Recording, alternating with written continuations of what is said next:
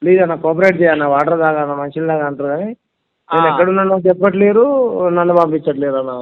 అక్కడ పోలీసు వాళ్ళు ఉన్నారా, ఇంకెవరైనా ఉన్నారా, వేరే వాళ్ళు పోలీసు ఉన్నారా? వాళ్ళే ఉన్నారు, పోలీసు వాళ్ళే ఉన్నారు. మధ్యాహ్నం లంచ్ తెచ్చిర్రు, పొద్దున టిఫిన్ తెచ్చిర్రు, వాటర్ బాటిల్ వేరే ఎవరు వచ్చి పెద్ద ఆయన జ్యూస్ కావాలంటే జ్యూస్ కూడా ఇస్తాను. నాకు ఏం వద్దు సార్, ఆ, వాడిని అరెస్ట్ చేసి అనేటువంటి డిమాండ్ వచ్చేంత వరకు నేను దీక్షను విరమించుకొని మా అధ్యక్షుల వారితో మాట్లాడతా అని చెప్పిన. ఆ. నువ్వైతే ఇంకా మనం తినలేదు కదా పొద్దుటి నుంచి, దీక్ష అట్లే కొనసాగుతుంది. పచ్చి మంచినీళ్ళు కూడా తాగలే అన్న. అవునా?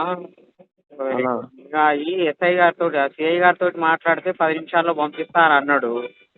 ఇది అక్కడ ఇంతకు ముందు నేను దీక్ష పొద్దుటి నుంచి అయితే నేను ఏం మధ్యాహ్నం. చెప్పిన అంటే ఇక్కడే విరమించరాదు శ్యామ్ అంటే అట్లా ఎట్లుంటుంది సార్, మా పార్టీ వాళ్ళు నాకు మా పార్టీ వాళ్ళతో పెద్దలతో మాట్లాడుకొని నేను అక్కడ వాళ్ళు మంచినీళ్ళు ఇచ్చినా, నిమ్మరసం ఇచ్చినా, జ్యూస్ ఇచ్చినా అక్కడ విరమించుకొని నేను మా పార్టీ మెసేజ్ నేను పాస్ చేస్తా సార్ అక్కడి నుంచి అని చెప్పిన.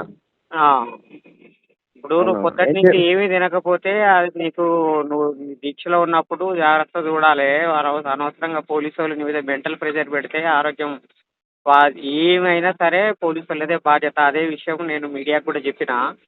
ఇప్పుడు ఓకే అన్న. మీడియా అంతటా చర్చ తీవ్రంగా జరుగుతున్నది.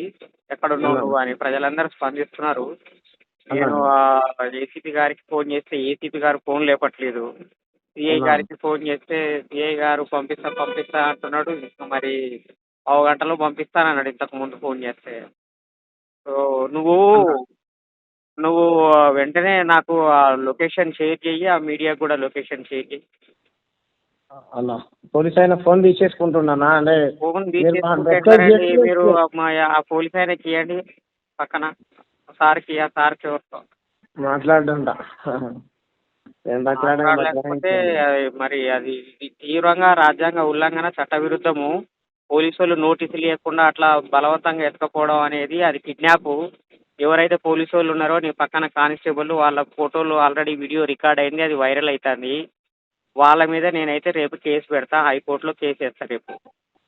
మరి అన్న వాళ్ళకే నీ పక్కనున్న పోలీసు వాళ్ళకే ఉద్యోగం పోతుంది, అది వాళ్ళకి అర్థం చేయించు. అన్న ఆ, ఎందుకంటే అది అగనేజ్ అలా హేబియస్ కార్పస్ చేస్తారు రేపు. అన్న పోలీసు వాళ్ళు మరి కోర్టుకు తీసుకొచ్చి సబ్మిట్ చేయాల్సి వస్తుంది. ఎవరైతే అక్రమంగా తీసుకుపోయారో వాళ్ళ ఉద్యోగాలే పోతాయి. అన్న ఇప్పుడు ఇమీడియట్గా వదిలిపెట్టకపోతే ఆ వీడియోలో రికార్డ్ అయిన ఇద్దరు కానిస్టేబుల్, నిన్ను పొద్దున తీసుకొచ్చి అరెస్ట్ చేసిన ఇద్దరు కానిస్టేబుల్ వాళ్ళ ఉద్యోగాలు పోతాయి. నోటీస్ లేకుండా అరెస్ట్ చేయడం ఏంది వాళ్ళు? ఆ ఎస్ఐ గారు, ఆ సిఐ గారు మరి బండి సంజయ్ గారి కోసం పనిచేస్తున్నారా, లేకపోతే ప్రజాస్వామ్యం కోసం పనిచేస్తున్నారా, చట్టం కోసం పనిచేస్తున్నారా? తిరుమావళవన్ సార్ కూడా చెప్పిన, బాలసింగం అన్నకు కూడా చెప్పిన, ఏం అన్న జరిగినా తిరుమావళవన్ సార్ ఎప్పుడైనా రావచ్చు. రేవంత్ రెడ్డి గారికి అది మరి అది అది నేషనల్ ఇష్యూ అవుతుంది, ఆల్రెడీ అయ్యింది.